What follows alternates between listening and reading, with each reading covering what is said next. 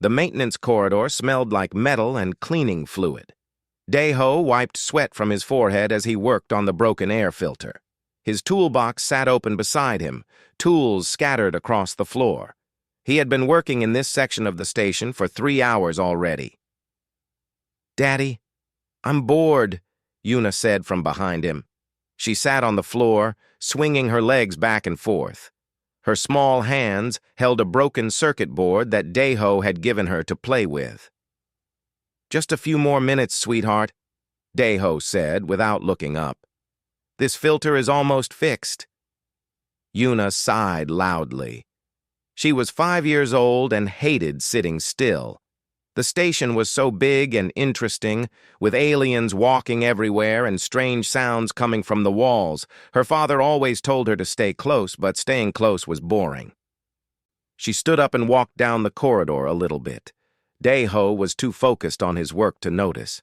The corridor stretched in both directions with doors and panels on both sides. Most doors were locked, but Yuna had learned that some opened if you pressed the right button. She found a small door that was different from the others. It was round and had a wheel on it, like the pictures of submarine doors she had seen in books. Yuna loved books, especially ones about adventures. She grabbed the wheel with both hands and turned it. The wheel was stiff at first, but then it moved. The door opened with a soft hiss.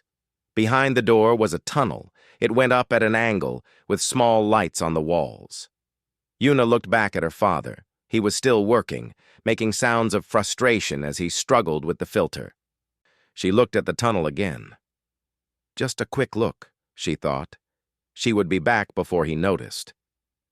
Yuna climbed into the tunnel. It was narrow but not too small. She could stand up if she bent her head a little. The tunnel went up and up, getting brighter as she climbed. After a minute, she reached another door. This one opened easily. She stepped into a room full of lights and screens. Buttons covered every wall, blinking in different colors. Yuna gasped with wonder. It looked like a spaceship control room from the movies. She walked around the room slowly, careful not to touch anything at first. In the center of the room was a chair and a big panel with a microphone. Yuna had seen microphones before. Her mother used to sing into one at home before the accident. The memory made Yuna's chest feel tight. She missed her mother so much. She climbed into the chair. It was too big for her, but she managed. The microphone was right in front of her face. She looked at the buttons on the panel. One button was bigger than the others and glowed green. It looked friendly. Yuna pressed the button. A light turned red and a soft tone sounded. She didn't know that this tone was now playing in every room, corridor, and chamber in the entire station. She didn't know that 43 different species had just stopped their conversations to listen. "Hello?" Yuna said into the microphone. Her small voice echoed strangely. "Can anyone hear me?" Across the station, in the diplomatic chambers, Ambassador Juan was in the middle of a difficult meeting. The tall, insect-like Kree delegate had just accused humanity of being too aggressive for council membership. Juan was preparing his response when the tone sounded. Then a child's voice filled the room. Every delegate turned to look at the speakers in confusion. "I need help," Yuna's voice said. I want someone to bring her back. Please, bring her back." Ambassador Juan felt his stomach drop. That was a human child's voice. What was happening? In the security center, Juwan was reviewing camera feeds when she heard the voice. She immediately started tracking the source. Her fingers flew over the controls, pulling up maps and sensor data. The transmission was coming from the central communication hub on level 7. "Who authorized a broadcast?" she asked her team. The other officers shook their heads. No one had authorized anything. Commander Valth entered the security center. He was tall and covered in dark armor-like skin, his multiple eyes fixed on Jaiwan with suspicion. "What is the meaning of this human broadcast?" Valth demanded. "Is this some kind of threat?" "I don't know, sir," Jiwan said honestly. "I'm tracking the source now." "Bring her back," Yuna's voice said again through the speakers. "Bring her back. Bring her back. The last part was louder, almost a shout. Yuna had leaned closer to the microphone, and she was starting to cry. She wanted her mother back. She wanted the pain to stop. The aliens here were supposed to be advanced and powerful. Her daddy said they could do amazing things. Why couldn't they bring her mother back? In the diplomatic chambers, panic spread like fire. The Vryn delegate stood up quickly, his crystalline body flashing with alarm colors. "This is clearly a human military code," the Vryn declared. "Bring her back" refers to a warship or weapon. They are preparing an attack. "That's absurd," Ambassador Huan said, standing up. "That's a child's voice, a human child." "Exactly what you would want us to think," the Kree delegate said. His mandibles clicked with agitation. Using a child's voice as code is a typical human deception. Huan wanted to argue more, but alarms started blaring. The station was going into security lockdown. His communication device buzzed with urgent messages. Down in the maintenance corridor, Dae-ho finally finished with the air filter. He stood up and stretched his back. "Yuna, we can go get some food now," he said. There was no answer. Dae-ho turned around. The corridor was empty. His daughter was gone. "Yuna!" he called out, his voice rising with worry. "Yuna, where are you?" He walked down the corridor, checking around corners and behind equipment. His heart started beating faster. The station was huge. If Yuna had wandered off, she could be anywhere. Then he heard her voice coming from the speakers in the ceiling. "Bring her back. Please bring her back." Dae-ho's blood went cold. That was his daughter's voice. She was crying. She was scared. And she was broadcasting to the entire station. He started running. He didn't know where he was going, but he had to find her. He had to get to his little girl. Behind him, security doors started closing. Red lights flashed in the corridors. The station's automated voice announced a Level 3 security alert. Dae-ho ignored it all. Nothing mattered except finding Yuna. As he ran, he heard boots behind him. Security teams were mobilizing. He heard Valth's voice over the communication system, ordering all human personnel to be detained for questioning. Dae-ho ran faster. His breathing came in gasps. His legs burned. But he didn't stop. He couldn't stop. His daughter needed him. In the communication hub, Yuna pressed the button again and again. She didn't understand why no one was coming to help. She didn't understand the chaos she had created. She just knew she was alone and scared, and she wanted her daddy. "Bring her back," she whispered into the microphone one more time. "Please, I just want my mommy back." The station held its breath. 43 species listened to a child's grief and heard only danger. Only a few understood the truth. And those few would have to act fast before everything fell apart. The diplomatic chamber had turned into chaos. Delegates from different species were shouting in their various languages. Translation devices struggled to keep up with all the voices. Ambassador Huan stood in the center of it all, trying to make himself heard. "Please, listen to reason," Huan said, raising his voice. "That is clearly a child, a human child who is lost and scared." The Kree delegate, a large insectoid named Valth's superior officer, clicked his mandibles in disagreement. "Humans have proven themselves cunning in the past. This could easily be a recording designed to lower our defenses." "A recording?" Huan felt his patience wearing thin. You can hear the emotion in her voice. The fear. "No recording sounds like that." The Vryn delegate's crystalline body flickered with different colors, showing his agitation. "The phrase, 'bring her back,' is too specific, too pointed. It must refer to something. A ship, perhaps, or a person of importance." Huan clenched his fists. These aliens were so focused on conspiracy that they couldn't see the obvious truth. A small girl was lost somewhere on this massive station, and instead of helping, they were treating it like an act of war. "I formally request permission to search for the source of the transmission," Huan said. "Let me prove to you that this is innocent." "Request denied," the Construct Collective representative said. Its mechanical voice was flat and emotionless. Until we understand the nature of this incident, all humans must remain in designated areas. In the security center, Jiwon had found the exact location of the transmission. Her screen showed the central communication hub on level 7. She turned to Commander Valth, who had been standing behind her, watching everything. "Sir, I've located the source," Jiwon said. "The communication hub, but the door logs show no authorized entry." Valth's multiple eyes narrowed. "Then someone broke in. Send a team immediately. Full tactical gear." "Sir, if it really is just a child—" "You heard the council," Valth interrupted. "This could be a threat. We take no chances with human deception." Jiwon bit her tongue. She had worked with Valth for 2 years and she knew he had never liked humans. He thought they were dangerous, unpredictable. He would never believe this was just an accident. She sent the orders to her security teams. Then she opened a private channel to the maintenance department.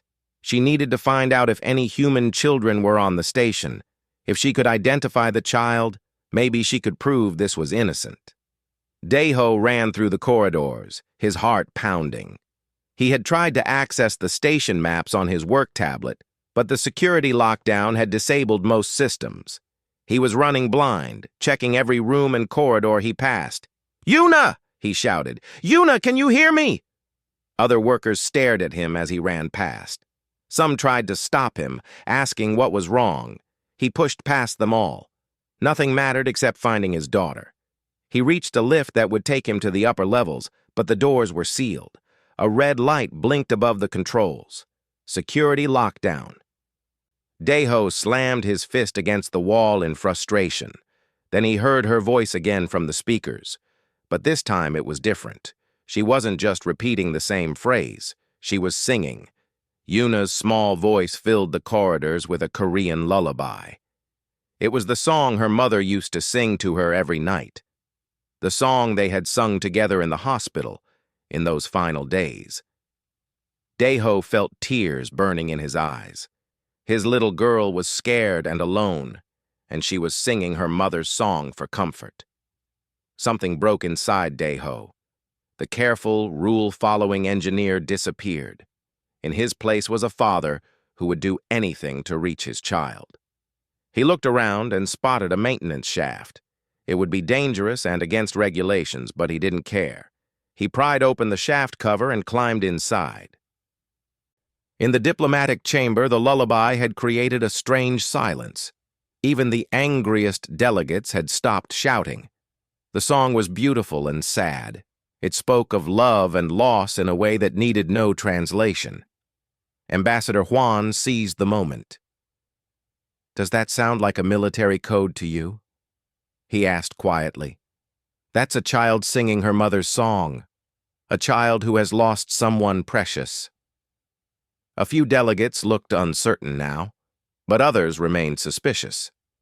"It could still be a trick," the Kree delegate insisted, though his voice was less confident than before. A new voice spoke up. It was Rix, the Dulvari delegate. The Dulvari were an aquatic species, peaceful and thoughtful. Rix's translator made his voice sound gentle and sad. "I lost my offspring 300 years ago," Rix said. "I remember the songs we shared. The pain of that loss never fully leaves. What we are hearing is grief, pure and simple. Only a monster would weaponize a child's grief.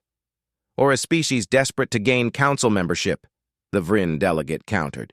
"Humans are new to space. They don't understand our ways. Perhaps they thought this would gain sympathy." Huan wanted to scream, but he forced himself to stay calm. Getting angry would only prove their point about humans being emotional and unstable. Somewhere else on the station, Dr. Mireille was analyzing the voice patterns. She was a xenopsychologist, an expert in understanding different species' minds and behaviors. She had been called to help determine if the broadcast was a genuine child or an adult faking it. Her computer screen showed wave patterns and stress markers. Every piece of data pointed to the same conclusion. This was a real child, approximately 4 to 6 years old, and she was genuinely distressed. Mirai opened a communication channel to Ambassador Juan. "Sir, I have proof. Voice analysis confirms this is a human child in emotional distress. I'm sending you the data now." In the diplomatic chamber, Juan's tablet chimed with the incoming data. He quickly displayed it on the main screen for all delegates to see. "This is scientific evidence," Juan said. "Not speculation, not theory, fact. There is a human child somewhere on this station, and she is scared. I am formally requesting that we focus on finding and helping her, not on wild conspiracy theories." The Construct Collective studied the data with its many sensors. The analysis appears valid. However, this does not explain how a child accessed a secured communication hub. "Children wander," Rick said softly. "They explore. They find ways into places they shouldn't be. This is universal among species that care for their young."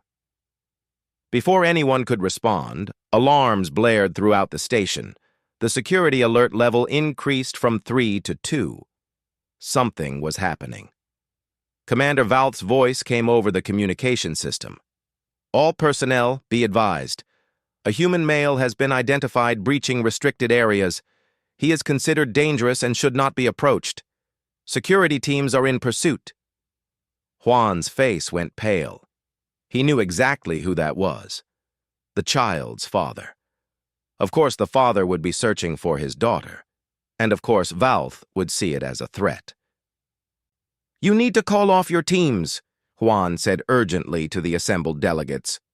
"That man is just trying to reach his child." "Or he is part of the plan," the Kree delegate said.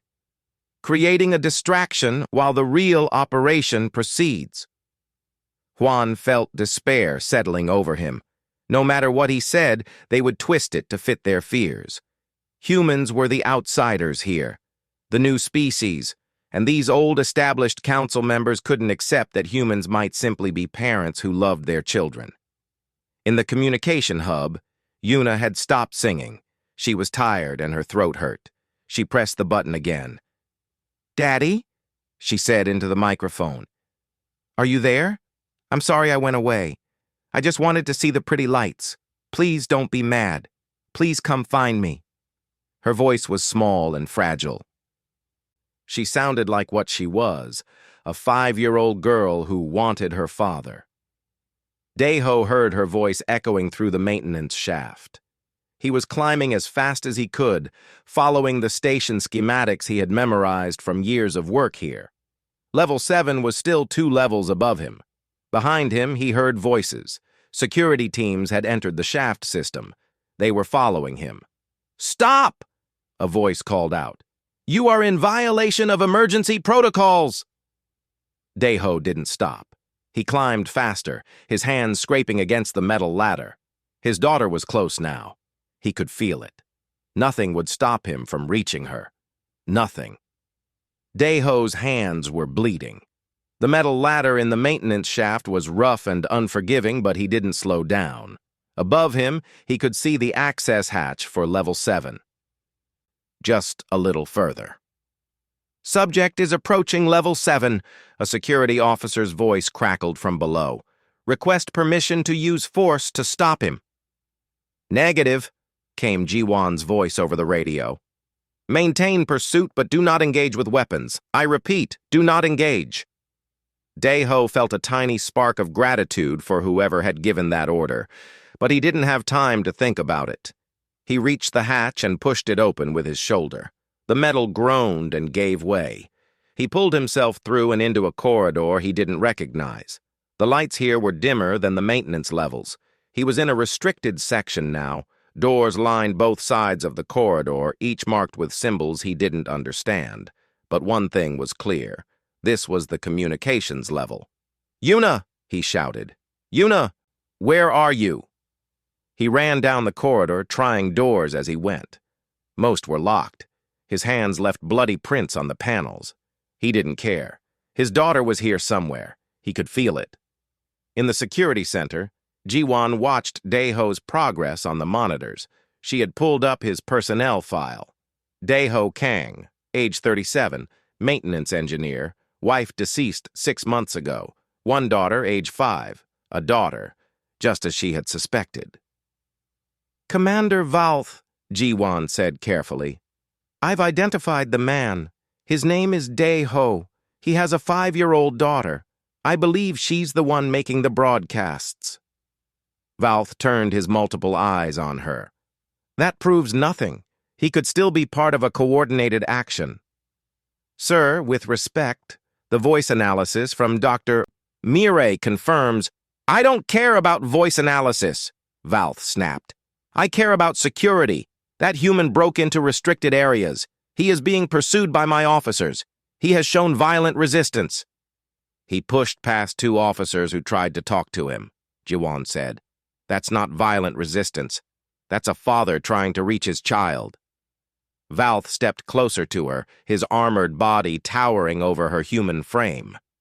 Are you questioning my judgment, Security Chief? Ji-Wan met his gaze steadily. She had worked hard to earn her position on this station. She had proven herself time and again. But right now, none of that mattered. A little girl was scared and alone. A father was desperate to reach her. And protocol was getting in the way of basic compassion. Yes, sir, Ji-Wan said quietly. I am. Valth's mandibles clicked with anger. You are relieved of duty. Return to your quarters immediately. No, sir, Ji-Wan said. She reached up and unpinned her security badge from her uniform. She placed it on the console. I quit. She turned and walked out of the security center before Valth could respond. She had a father and daughter to help. In the diplomatic chamber, Ambassador Huan was losing the argument. 3 species had now formally called for humanity's immediate expulsion from the station. More were considering it. We cannot allow this breach of security to go unpunished, the Kree delegate was saying.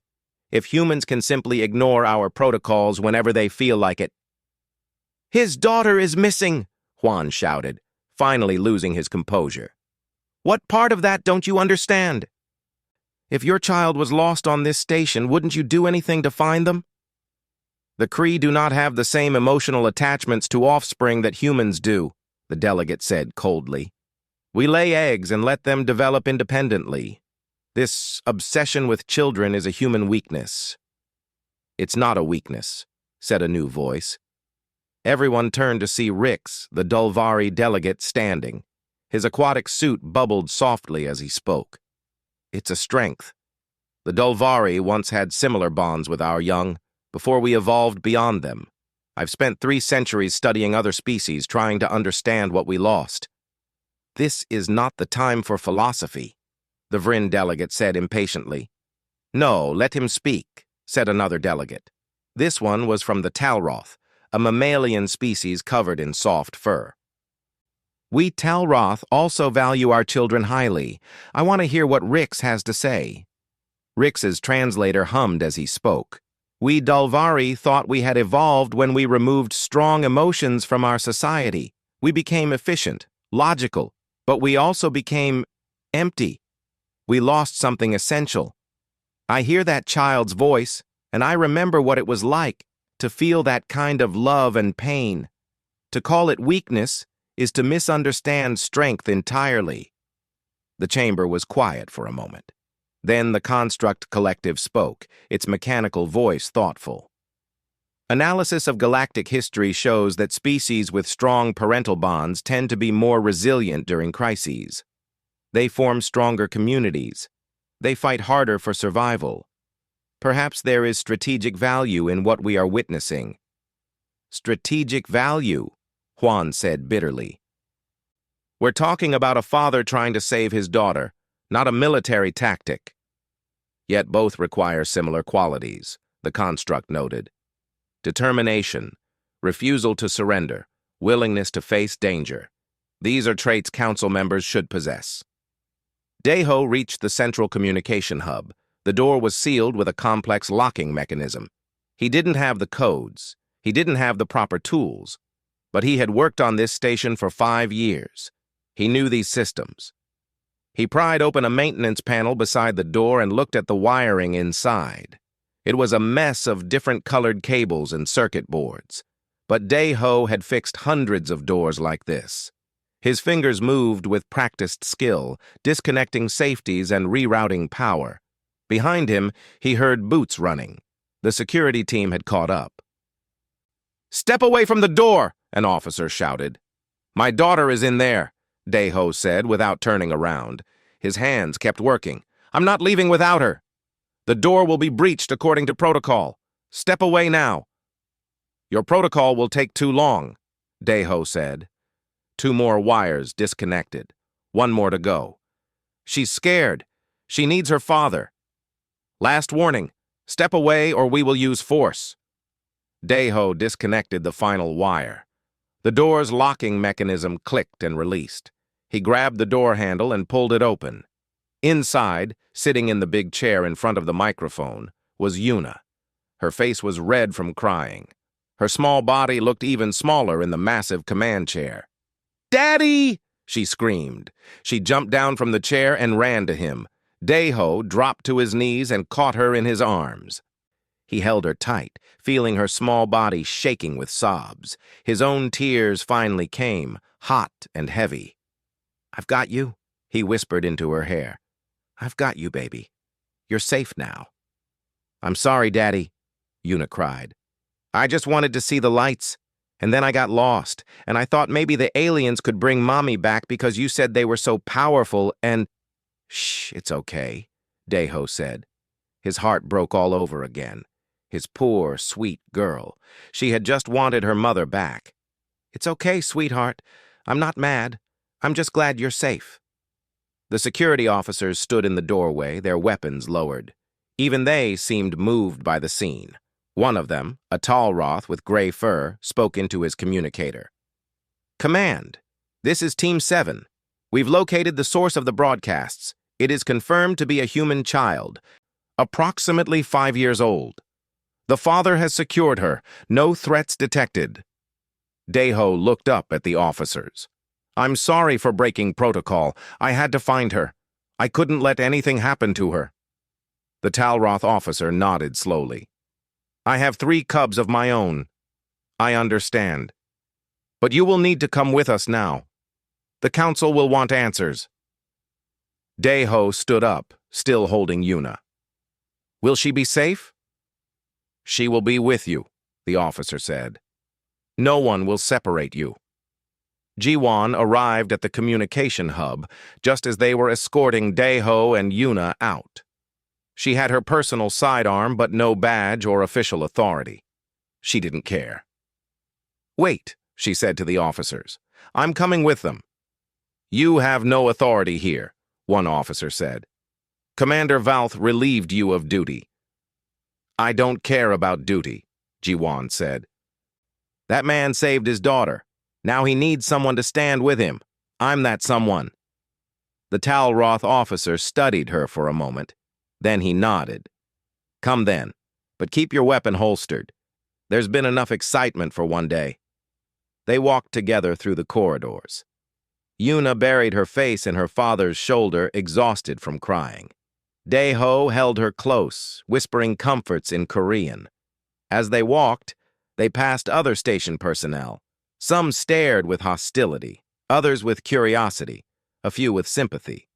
They were heading to the diplomatic chamber, to face judgment from 43 species who had spent the last hour thinking the worst of humanity. Day-Ho didn't care what they thought anymore. He had his daughter. That was all that mattered. But as they approached the massive doors of the diplomatic chamber, he felt Yuna shift in his arms. "Daddy," she whispered, "are the aliens mad at us?" Day-Ho looked down at his daughter's tear-stained face. "Maybe, but that's okay.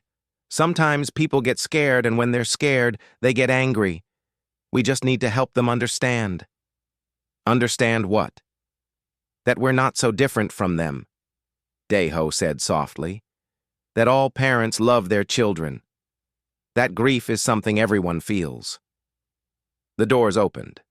Inside, 43 species waited, and the real trial was about to begin. The diplomatic chamber was enormous. 43 different seating areas surrounded a central platform, each designed for a different species' needs. Some seats were filled with water for aquatic beings. Others were heated for cold-blooded species. Some hung from the ceiling for flying creatures. Daeho walked into the center with Yuna still in his arms. Jiwon walked beside him, her hand resting on her sidearm out of habit. The Talroth officer and his team formed a loose circle around them, not quite guards, but not quite escorts either. Ambassador Huan rushed forward from the human seating area. Daeho, thank God you found her. Is she hurt? She's fine, Daeho said quietly. Just scared. We need to talk strategy, Huan whispered urgently. They're calling for formal charges, unauthorized entry into restricted areas, compromising station security, resisting security forces. I don't care about charges, Daeho said, looking around at all the alien faces staring at them. I just want to take my daughter home. It's not that simple anymore, Huan said with frustration. This has become about humanity's place on the council. 3 species are calling for our complete expulsion from the station. They're saying we're too unstable, too emotional, too dangerous. Yuna lifted her head from her father's shoulder. She looked at all the strange aliens with wide eyes. Are they going to hurt us, Daddy? No, sweetheart, Daeho said, though he wasn't entirely sure. They just want to talk. A deep voice boomed through the chamber. It belonged to the session chairman, a massive being called a Vordun. The Vordun looked like a boulder that could think, with a mouth carved into stone. The council will come to order, the chairman said. We are here to address the security incident that occurred in the past hour. The human designated as Daeho Kang is accused of breaching restricted areas, damaging station property, and resisting security forces. How does the accused respond? Daeho stood straight, still holding Yuna. I needed to find my daughter. She was lost. I did what any father would do. Any human father, perhaps, Commander Valth said, stepping forward from the Kree seating area. But your actions caused chaos throughout the station. You ignored direct orders from security forces. You damaged station systems, all because of emotional instability. My daughter was missing, Daeho said, his voice rising. How is that emotional instability? Because you let fear and panic control your actions instead of trusting station protocols, Valth replied. This is exactly why humans are dangerous. You cannot control your emotions. Jiwon stepped forward. If I may speak, Chairman. The Vorden chairman looked at her. You are the security chief? I was, Jiwon said. I resigned rather than follow orders that would have put this child at risk. Commander Valth wanted to breach the communication hub with a tactical team. That could have traumatized or even injured the child. I followed proper protocol, Valth said coldly.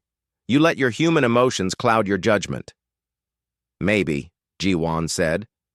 Or maybe having emotions is exactly what this situation needed. The Vryn delegate spoke up, his crystalline body flickering with various colors.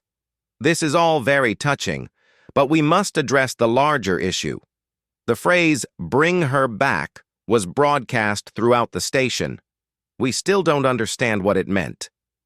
Yuna, who had been quiet, suddenly spoke up in her small voice. It meant my mommy. The chamber fell silent. Yuna looked around at all the aliens, her eyes still red from crying.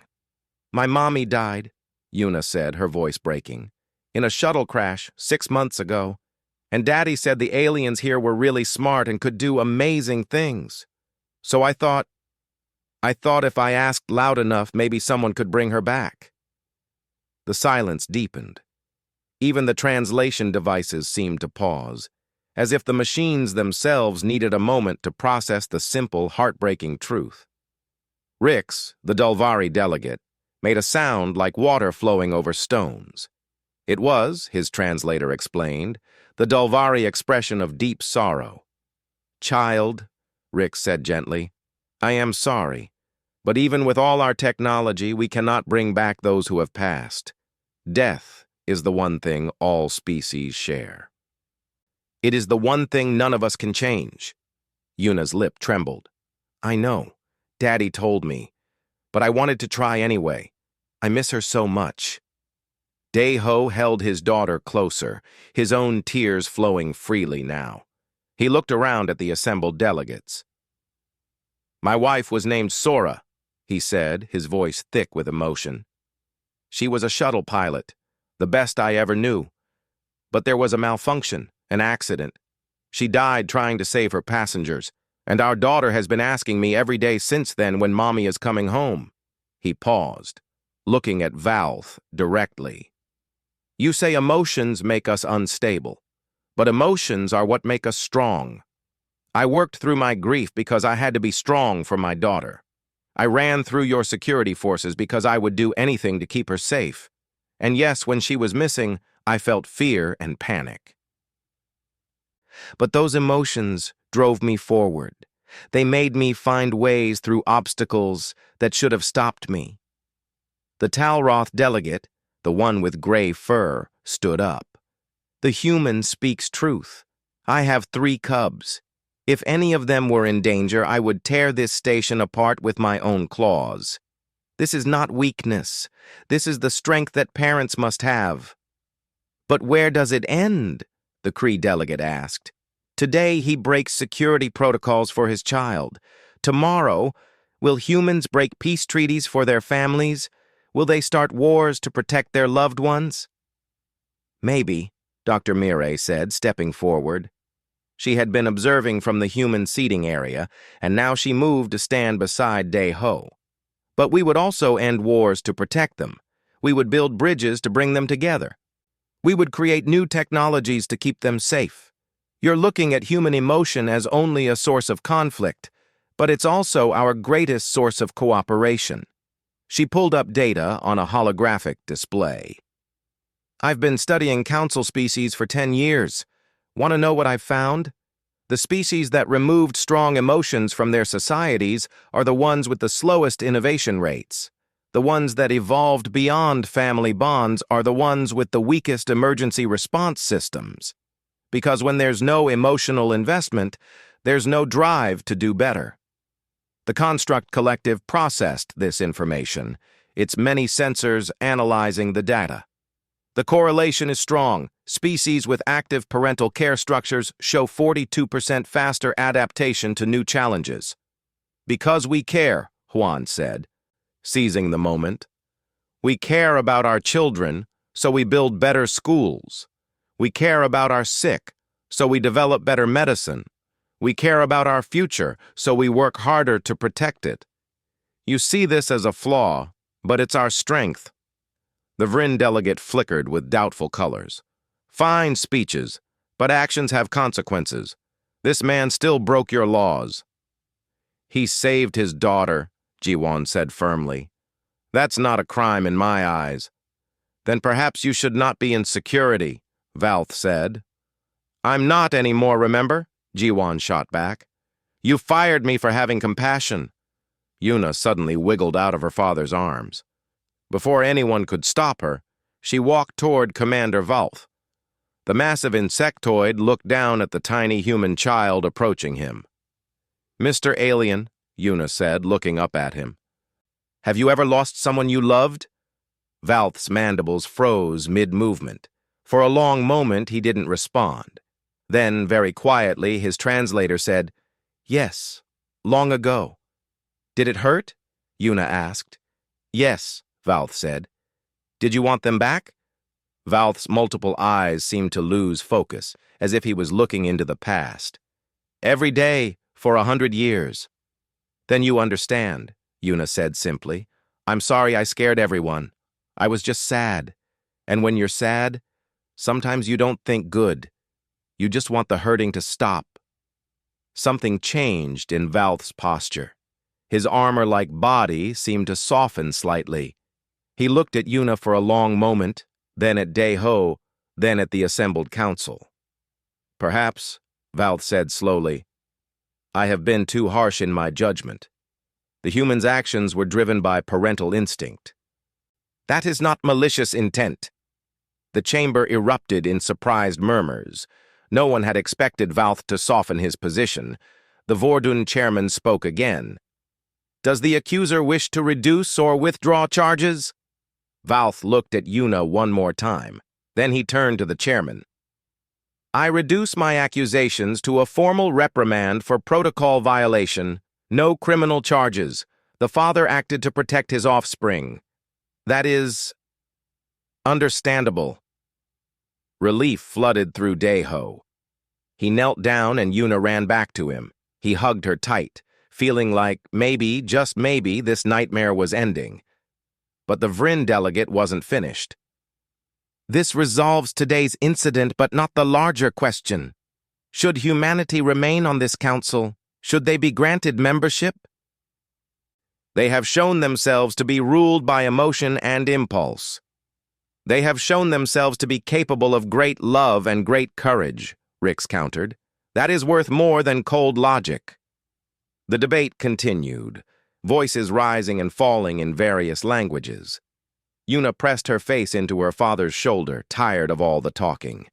Then, alarms blared through the station. A new voice came over the communication system, urgent and frightened. "Emergency! Emergency! Mining colony on Theta 7 moon is collapsing. Seismic activity has compromised structural integrity.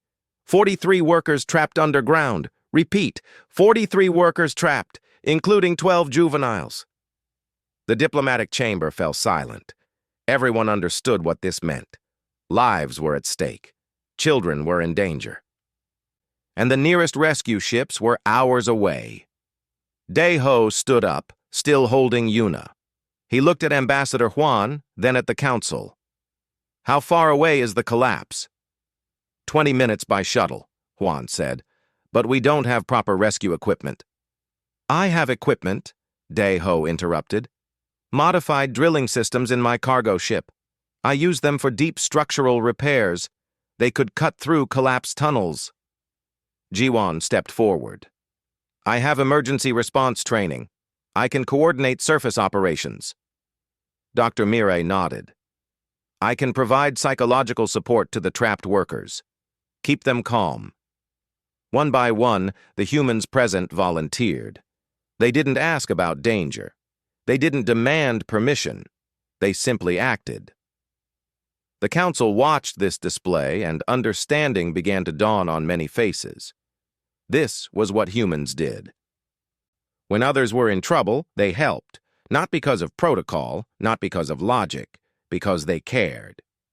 "You may proceed," the Vorden chairman said. "All available resources are at your disposal." Daeho handed Yuna to Ambassador Huan. "Keep her safe."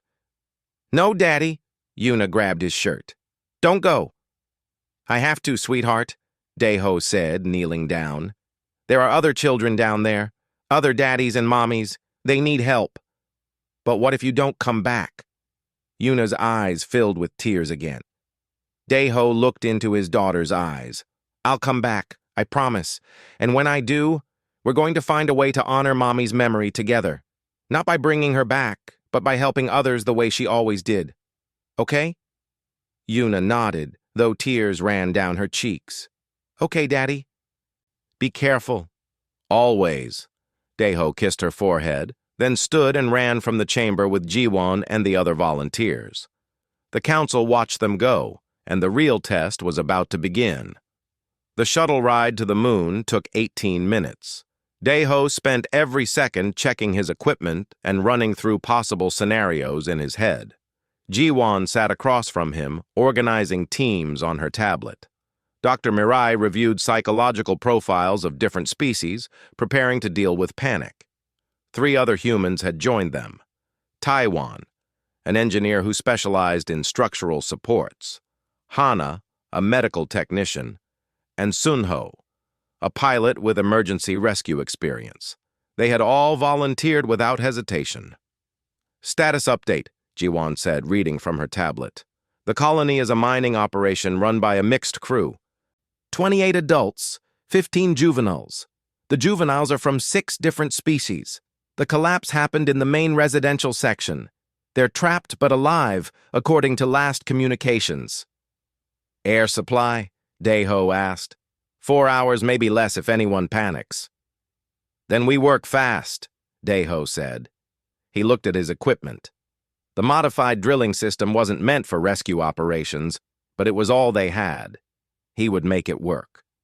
He had to. Back on the station, Yuna sat in Ambassador Juan's office. The ambassador had given her some drawing supplies to keep her occupied, but she wasn't interested in drawing. She kept looking at the communication screen on the wall, which showed updates from the rescue operation. "Why did Daddy have to go?" Yuna asked quietly. Juan sat down beside her. "Because that's what humans do. When someone needs help, we help, even if it's dangerous, even if it's scary." "But I need him too," Yuna said, her small voice breaking. "I know," Juan said gently. "And he knows that. But right now there are other children who need him more. Children who are trapped and scared, just like you were scared in the communication hub. Your daddy is going to save them." Yuna thought about this. Because he knows how scary it is to be lost? "Exactly," Juan said. In the diplomatic chamber, the council members watched the rescue operation on massive screens. The mining colony's cameras showed the collapsed section. Tons of rock and metal had caved in, sealing off the residential area. It looked impossible to breach. "This is a waste of time," the Vryn delegate said. "The humans don't have proper equipment. They'll fail, and possibly die trying." "Let them try," Rick said quietly.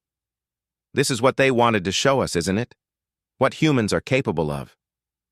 Commander Valth watched the screen with his multiple eyes. He had been quiet since his encounter with Yuna.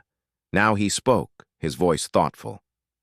"The human engineer, Daeho. What is his specialty?" One of his officers checked the records. "Maintenance and repair. He's worked on the station for 5 years. His performance reviews are excellent. Creative problem-solving is noted as his strength." "Creative problem-solving," Valth repeated. "Yes, that may be what's needed here." On the moon's surface, Daeho's shuttle landed near the colony entrance. The team rushed out, carrying equipment. The colony supervisor, a Talroth named Vex, met them at the entrance. "Thank the ancestors you're here," Vex said, his gray fur matted with dust. "But I don't understand. You're all humans. Where are the proper rescue teams?" "We're it," Jiwon said. "Show us the collapse site." Vex led them through twisted corridors. The colony had taken significant damage. Cracks ran along walls and ceiling. Support beams had bent under the stress. It was a miracle the whole structure hadn't collapsed. They reached the collapse. It was worse than the cameras had shown. A massive pile of rock and debris blocked the entire corridor. Somewhere beyond that barrier were 43 trapped workers. Daeho immediately began scanning the debris with his equipment. "The structure is unstable. If we drill wrong, we could cause another collapse."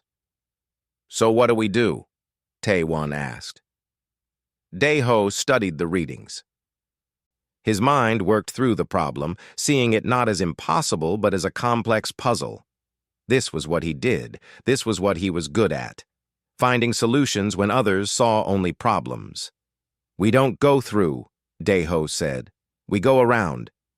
He pulled up a holographic map of the colony structure. "Look, the residential section connects to the main corridor here, but there's also a secondary ventilation system that runs beneath it. If we can access that system and widen it, we can create a new path. That ventilation shaft is only 50 centimeters wide," Vex said. "Nothing can fit through it." "Not now," Daeho agreed. "But with my drilling equipment, I can widen it. It'll be slow and dangerous, but it'll work." "That's insane," Vex said. "The vibrations from drilling could trigger another collapse." "Maybe," Daeho said. "But doing nothing definitely won't save them. So we try." Jiwon organized the team. Taewon would monitor structural integrity. Hana would prepare medical supplies for the survivors. Sunho would ready the shuttle for rapid evacuation if needed. Dr. Mirai would maintain communication with the trapped workers. Daeho began drilling. He had to move carefully, testing each section before proceeding. Too fast, and he would destabilize everything. Too slow, and they would run out of time. He found a rhythm, letting instinct guide him as much as science. Back on the station, more council members had gathered to watch. The screen showed Daeho working, his movements precise despite the pressure. Sweat covered his face, his hands never stopped moving. "He's been drilling for an hour," the Construct Collective observed. "His efficiency rating is remarkable for a biological being." "It's more than efficiency," Rick said. "Watch his face. He's thinking constantly, adapting. Every piece of rock is different, and he adjusts his approach for each one." Yuna watched from Juan's office. She saw her father on the screen, working so hard. She wanted to tell him to be careful. She wanted to tell him she loved him, but all she could do was watch. "He's doing what Mommy used to do," Yuna said suddenly. Juan looked at her. "What do you mean?" "Mommy was a pilot. She saved people too. Daddy told me that in her last mission she kept everyone else safe even though it meant—" Yuna's voice trailed off. She didn't want to finish that sentence. Juan felt his chest tighten. This child had already lost so much. And now her father was risking his life for strangers. In the colony, Dr. Mirai maintained contact with the trapped workers. Her voice stayed calm and reassuring, even though she could hear the fear in their responses. "How much longer?" asked a Vrin worker, his crystalline body flickering with anxiety. "We're making progress," Mirai said. "Just stay calm. Breathe slowly. Tell me about your family." This was her technique. Keep them talking. Keep them focused on reasons to stay calm. Keep them thinking about the future, not the crushing weight of rock above them. "I have 2 offspring," the Vrin said. "They're learning to crystallize properly. It's a difficult age." "I'm sure you'll see them soon," Mirai said. "And you'll have a story to tell them, about the humans who came to help." After 2 hours, Daeho broke through to the ventilation shaft. It was narrow and dark, but it was a path. He began widening it, centimeter by centimeter. "Status?" Jiwon asked. "Another hour," Daeho said, not stopping his work. "Maybe 90 minutes. The rock is harder here." "The trapped workers have less than 90 minutes of air," Jiwon said quietly. "Then I work faster." Daeho increased his drilling speed. It was risky, but necessary.